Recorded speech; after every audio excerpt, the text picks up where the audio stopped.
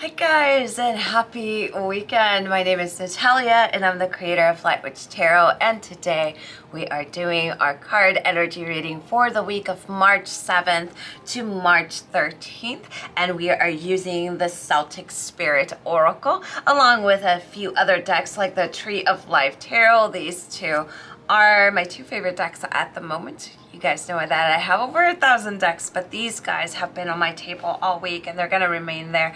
So basically, I hope that everybody is taking care of yourselves. I know we're going through a very intense time, right? So make sure that you detach whenever detachment is needed, that you kind of maybe take a break from social media and that you really focus on your breath and meditation so you can be of service, right? And in balance. So let's go ahead and lower the camera and take a look at our reading for this week, you guys. So right now, if you're watching this on the weekend of March, oh my god, if you're watching this on the weekend of March 4th, we are having a 40% off sale from the shop. Use code IAMPOWER and just get that reading with me, or get your candles. I am scheduling now for November 2022. So we're just going to do a very simple reading, and what I ask you to do is just take a deep breath.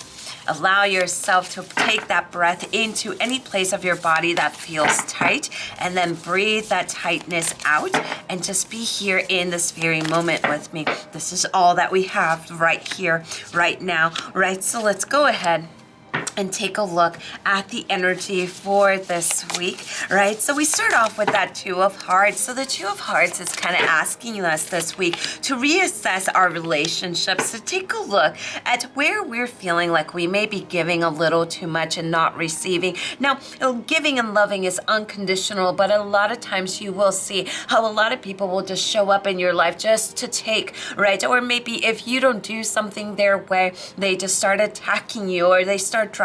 Now, these are all red flags, and we definitely want to work on detaching from this energy, especially during these times where we find ourselves a little bit more oversensitive. This is also a time that if you need to reach out to someone that you trust, to stop thinking to yourself that you are a burden. You are not a burden. You have helped so many people, and sometimes it is us, the ones that need to talk. So make sure that you are reaching out. Also, I want you to definitely pay attention to repetitive things. We see the energy of the past here, right? So this card speaks in two ways. First way that we could see this energy is we may be talking about the past, or constantly bringing the past up, right? And we're bringing the past into this present moment, right? So then what that happens is that we're dragging something along that doesn't belong in this moment anymore, and we could be awakening even old energy or old emotions that we have already dealt with, right? So what this card is saying, it's time for you to write a new narrative.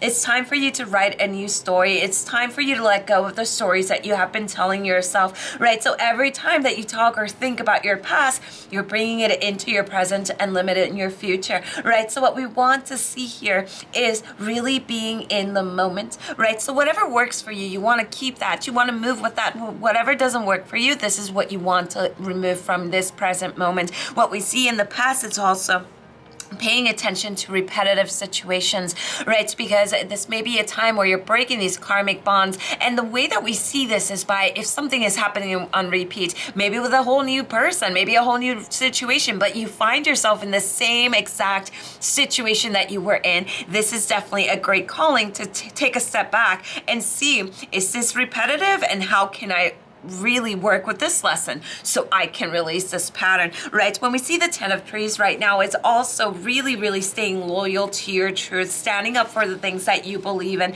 right? So basically, this acknowledges the lessons and blessings of experiences as a whole, right? So you are finally beginning to trust your wisdom and to live by it. So you definitely want to give thanks to everything that you've learned from your family, from your community, from your friends, and for the choices they have given you, right? So right now we are seeing you stepping into your unique truth and feeling the peace and power of your center, right? So in choosing to be yourself, you're not being disloyal to anyone else, right? So the temptation to live someone else's truth over your own has lost its luster, right? So this is time time to let everyone have their truth at this time and just clarify your own, right? So you're finally realizing that the best thing that you can do for yourself is be who you are. It's almost like we no longer want to dim who we are for no one. And understanding that, this is who I am. And if that affects you in any other way, maybe you should remove yourself out of my life. But this is finally saying, I'm not here to please everyone. We're not always going to have the same point of views, but that is okay,